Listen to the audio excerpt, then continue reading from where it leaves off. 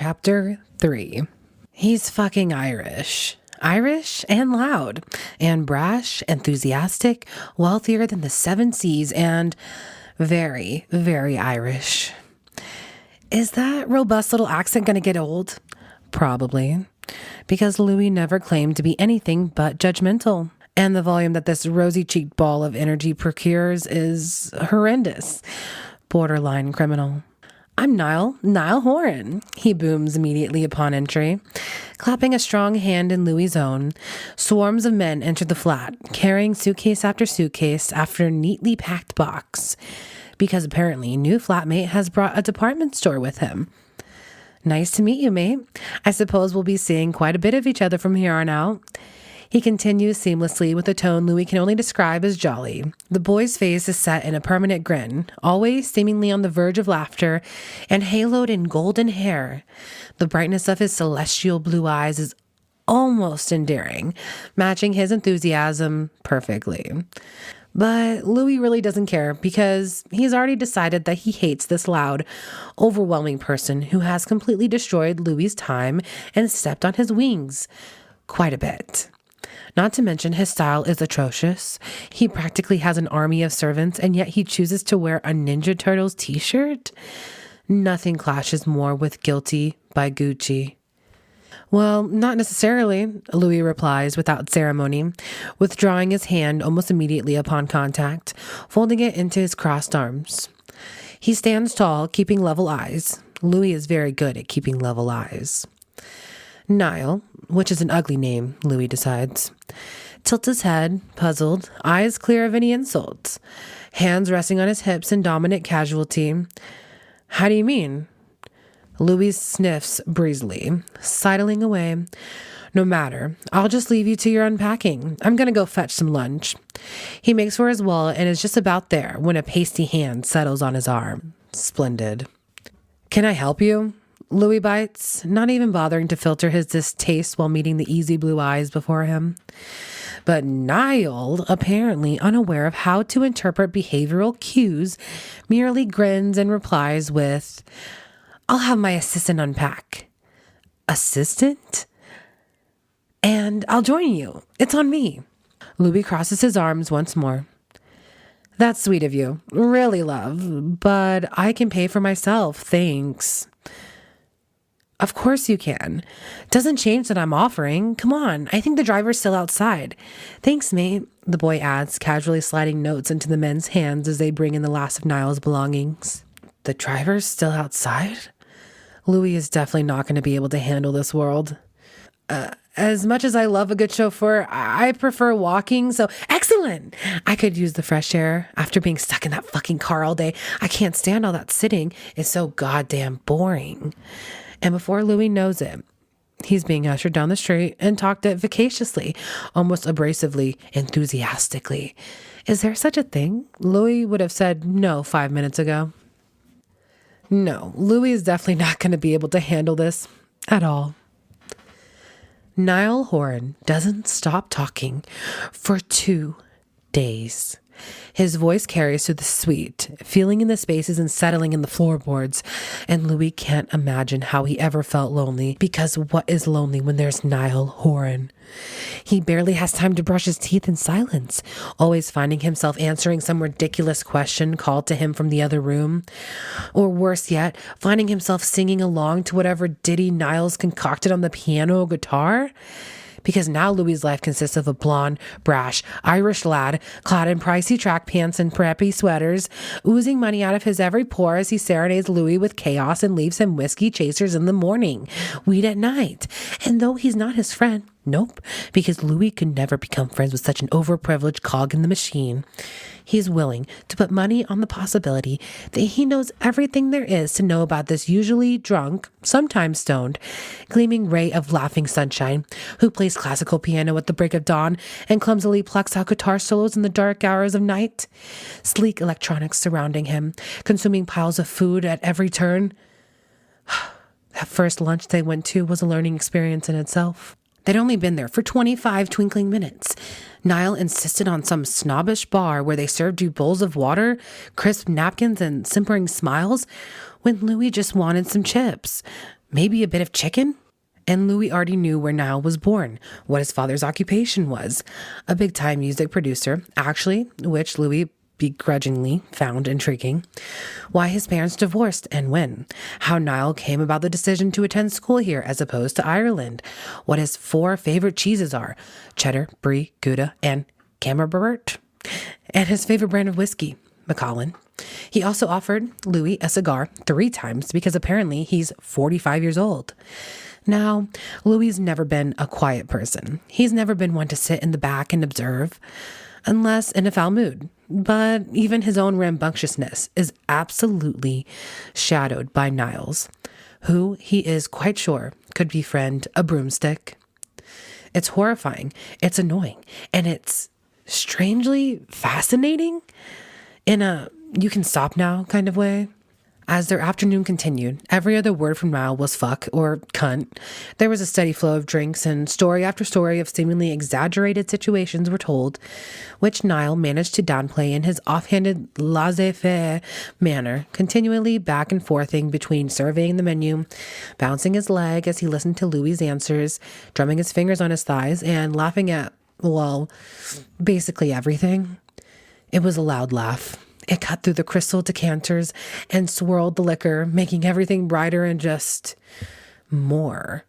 It was fucking exhausting. But what else can you expect when you attend an award show, you know? A bunch of fat cat cunts eyeing your every move and whispering their shite to the big boys. I'll tell you right now, he continued, plucking the cigar out of his mouth as he leaned forward, wisp of dirty blonde sticking into the light sheen of sweat on his creamy forehead. When I get into the business, I'm not going to play their games. I'll tell you like it is. I'm not dicking around. Life's too short for that, and I don't respect dishonesty or cowardice. Physically, Niall Horan's the spitting image of the sky. Yet, under the ambient lighting of the luxurious restaurant on the first afternoon, with smoke pouring out of his nostrils and gleaming across the band of his Rolex, Niall's presence possessed a strength Louis hadn't initially felt. He was the spitting image of a pleased little dragon sitting on the mountains of gold, fiery breath curling around his smile as he licked at razor-sharp talons. It was almost impressive. Those are big words, man. You seem quite sure of yourself, Louis settled for in response, corking an eyebrow. Niall just shrugged, stubbed out his cigar, and set clear eyes on him. Why not be? He replied simply, smile grand. And Louis couldn't find an answer. He'd wanted to leave it there, bar any form of further conversation, because yes, Louis had decided to hate this person, babyface or no. But his pesky curiosity got the better of him, as is custom, and so he found himself asking instead, "So what are you setting to be then?" "Producer, like my father," was the immediate reply. "A fan of music then?" "Love it. Can't get enough of it." A swig of whiskey, the ice tingled against the glass. Louis nodded slowly, watching. "How charming. Seems you're on the right path then, boyo." He nodded, smirking slightly. "Of course. And what about you?" "Little old me," Louis teased, leaning back in his chair and stretching his arms. He sighed, bringing a hand to his artfully disheveled hair. "Oh, I don't know. Drama, I suppose? Acting? I'll let you know. Until then, I request no questions, please." Louis sniffled, taking a sip of his whiskey sour, which was shit, by the way. He hasn't let Niall order his drinks for him since, as he felt Niall's eyes observing him. "You artsy types are something else." His voice was amused rather than irate. "Dramatic?" Louis supplied, grin impish.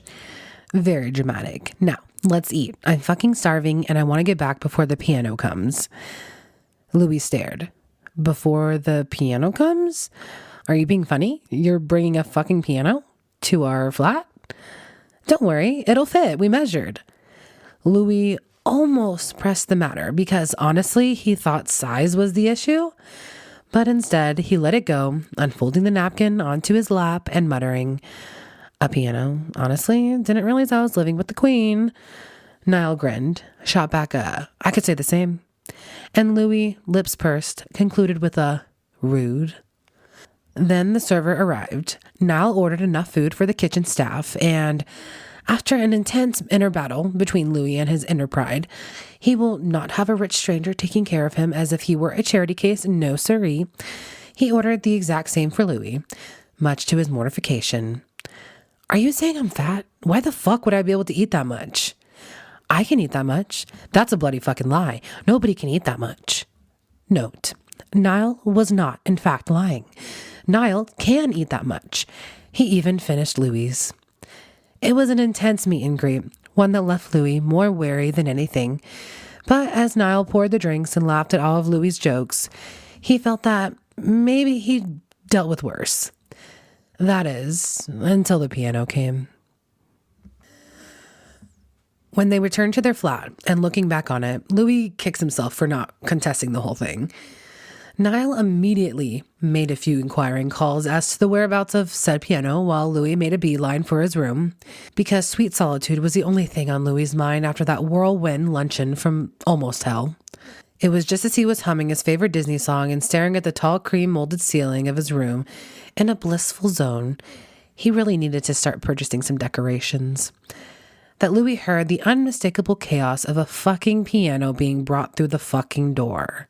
Careful to stay away from the debacle, but unable to resist from peering at the moving men's bums through the crack of his door, Louis burrowed within the layers of blankets on his bed, hiding from his reality as any sane man would.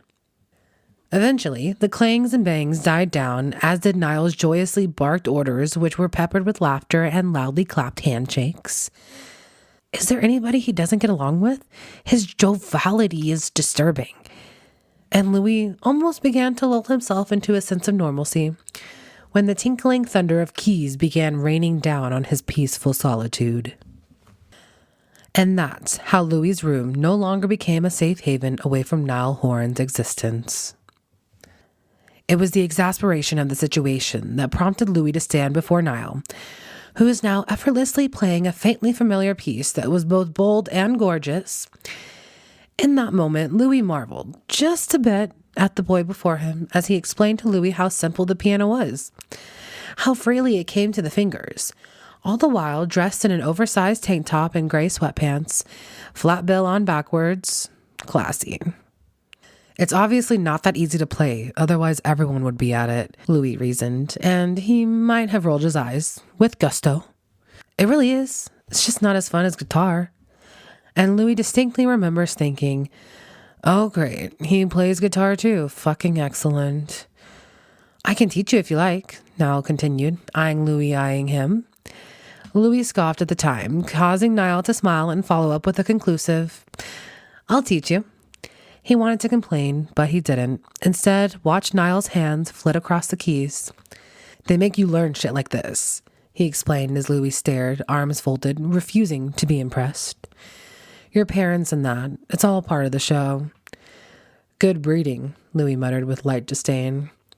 Aye, good breeding, Niall laughed, eyes never leaving the instrument before him. I bested Beethoven before secondary school. Of course you did. You're a show-off. And Louis mildly wondered if the boy could take insult. But Niall merely laughed. It's easy, I'm telling you. And so Louis watched and now realizes it's the only time Niall is ever silent when he plays an instrument, before suddenly asking, why did you stop? And exactly when Louis started to care about Niall Horan's life, he doesn't know. A shrug accompanied I like guitar better. And that was that. After a while, Niall was back to singing some unidentified 80s song as he rummaged through kitchen cabinets and lamented the lack of groceries. So Louis had tried to get away. I'm going for a walk, he said smoothly, slipping into his shoes and itching to hear his own thoughts again. I'll go with you. And fuck. Actually, shit, I just remembered. I need to email some mates back home. Email still exists, right? So I think I'll just stay back after all. With a shrug, Niall made some parting pleasantries before dismissing himself anyway, which is one good thing about the lad. He has a strong mind and he does what he wants, accompanied by others or not. But that's the only good thing. Louis was so grateful for the unexpected peace that he almost actually kissed the floors. All right, he might have actually done it. Shame be gone. But as time passed, instead of soaking up the much-needed Louis time, as planned, he found himself to be bored. Very bored. It was the horror that Louis began suspecting within the few short hours he had known Niall Horan. He had almost begun to enjoy the lad's conversation. He was, after all, a people person, Irish socialite or not. But this socialite was an overindulged child with a penchant for cigars, golf, beer, and whiskey, and guitar. Oh, and piano. Let's not forget piano. And it was that damn piano that so intrigued Louis that led him to sit down almost cautiously on the bench in the still apartment and pluck the keys with a tentative curiosity that is normally quite foreign to Louis Tomlinson. It was when Louis was just beginning to feel comfortable with that intimidating ebony beast that Niall happened to return. "You're playing," he announced happily upon entry, toeing off his shoes and clomping towards Louis, who shot out of the bench like a spring. "I'm not. I fell onto it, obviously," Louis scowled for good measure. But Niall brushed the sentence aside, taking a seat at the bench, cologne and sweat invading Louis's firm bubble of personal space. "Sit down. I'll teach you." Instinctively, Louis wanted to protest. But as he once again heard the flicker of colored notes fill the space of their elaborately overcompensated flat, Louis took his seat beside Niall and reasoned that he could always deny this incident later. And that was how Niall gave Louis his first piano lesson. Sort of. After a lot of repetition, gibberish, and flustered mistakes, Louis huffed with a "This is so much harder than it looks," and pushed himself away from the keys, crossing his arms in stubborn protest. "Not really," Niall replied with all the ease of one who's been trained since birth. Louis glared. "Well, of course you'd say that. You've been playing since you were a fetus." "I'm fairly certain there was no piano in my mother's womb." "Oh, you didn't have one delivered?" Niall burst into laughter, and since that very first day of getting to know yous and sensory overloads, it's been a continuous trial of Louis's patience versus Niall's vivacity. And 2 straight days of Niall Horan's voice. So, naturally, Louis isn't thrilled to be woken up again this morning for the second day in a row by pretty little tinkling notes, jutting merrily through the room that possesses far too much darkness to be called morning. "You play wonderfully," Louis fake grinned with sharp teeth, hair mussed as he stands in his pajamas, voice gravelly from too little sleep, glaring down at an oblivious Irishman. "Thanks, mate," Niall beams as his fingers dance along the keys.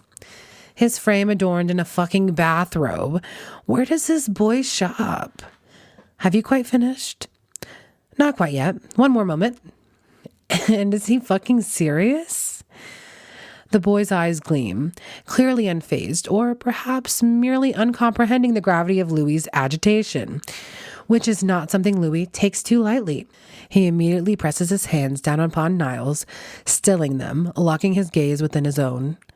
"Niall, mate, stop playing the piano." Louis waits until a flicker of understanding brightens into life behind the lit eyes before him. It dawns. Oh. And he takes his hands away. Nodding with finality and feeling very much in love with the sound of silence, Louis straightens and turns to leave, eagerly awaiting a reunion with his plush bed and mountains of blankets.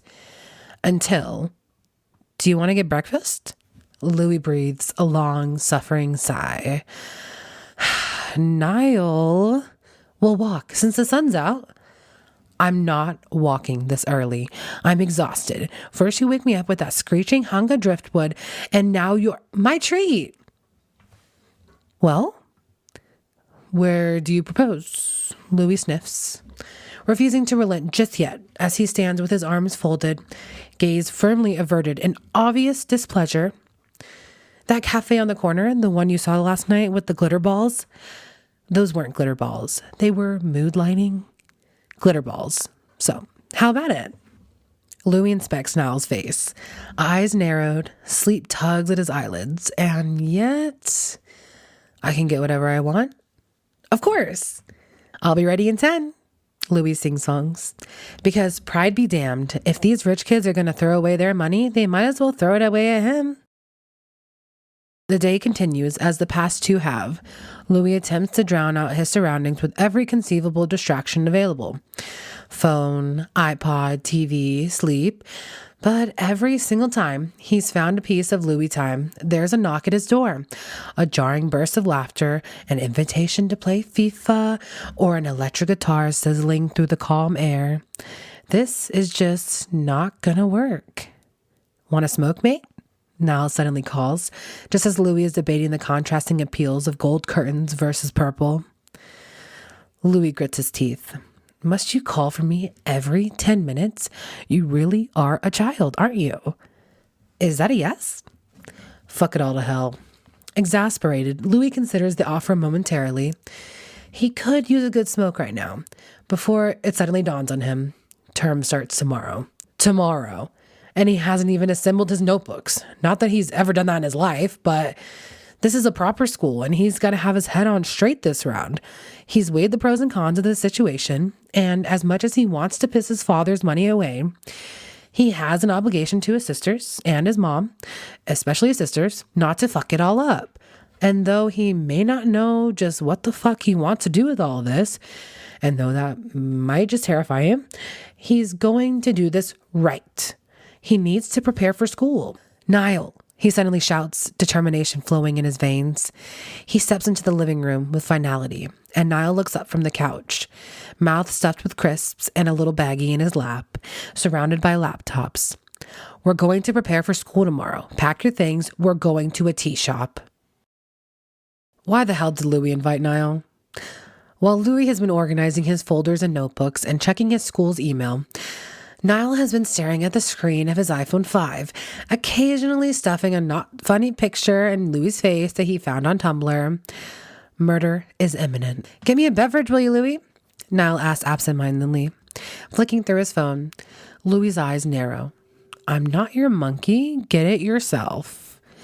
Oh, please, mate, he begs, now looking up, his messy hair sticking out at all ends from underneath his flat bill. I don't know what to order at these places. Louis sighs with the air of great suffering. Well, son, you can either get tea or coffee. I don't like either. What? What do you mean you don't like either? Just what I said. Do they have gelato? Gelato? What the hell? No, they don't have gelato. Where exactly do you think we're at? Well, give me something to eat then. I'm fucking starving. You literally just ate. I can't help it. And Louis is this close to cracking that goddamn iPhone over that pineapple's head. But as they are in public, he settles for a deep breath and a focusing on the self instead. Just because you have the ability to purchase a small island does not mean I'm going to cater to you. It's people like you that suck the life force out of our society, and it's people like me that need to stand up and I'll fetch next round. Get yourself everything you want and get me something to eat as well, okay? Only because his stomach is grumbling and he has too much of a headache to continue does Louis begrudgingly agree. But only after. What's the magic word, Ireland? Please? And the word is curled into a smirk. So what? Then you want a water, a biscuit, scone, flatbread, a sense of decency?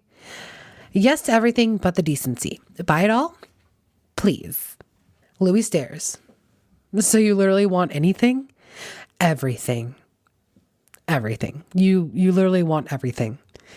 I trust your judgment, Niall concludes, and he's back to staring at his phone.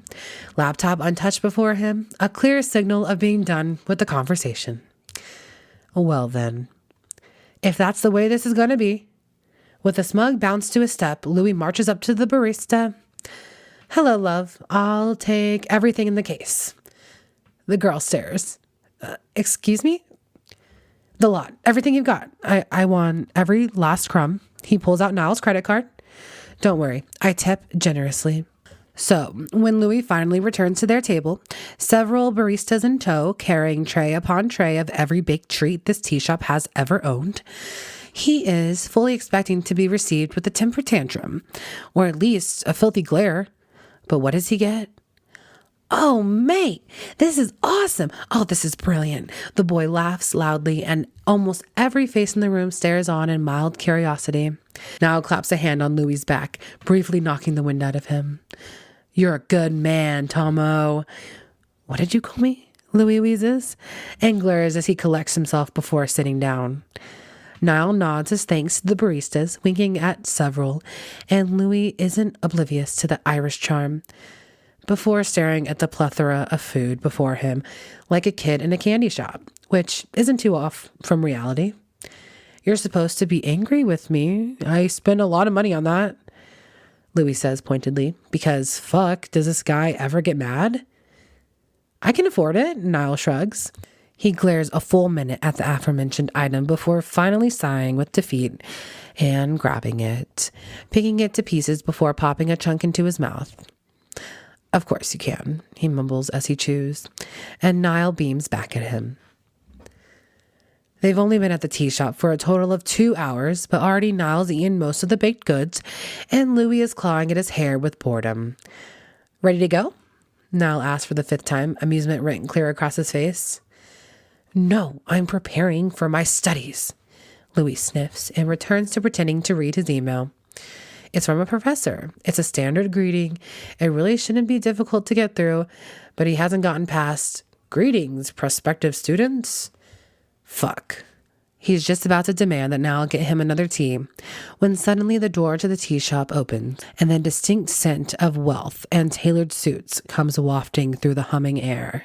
His view is blocked, but Louis's interest is immediately sparked. A fedora and an assortment of cream-colored suits barely visible through a gaggle of Topshop girls. The image of an antique car, 3 laughing men, and a bottle of champagne comes to mind. Louis knows, without any solid reason to believe, that it's them. The room is fairly cluttered, posh kids scattered everywhere and mulling about, and Louis cranes his neck to spot the newcomers. He manages to almost fall out of his chair. Oi! Niall exclaims, immediately reaching out to steady him. Sorry, Louis says hastily, eyes still trained on the lookout as he brushes Niall's hand away. Where did the newcomers go? Did you see who's just come in? Niall blinks, looks out at the crowd with watchful eyes. No, why?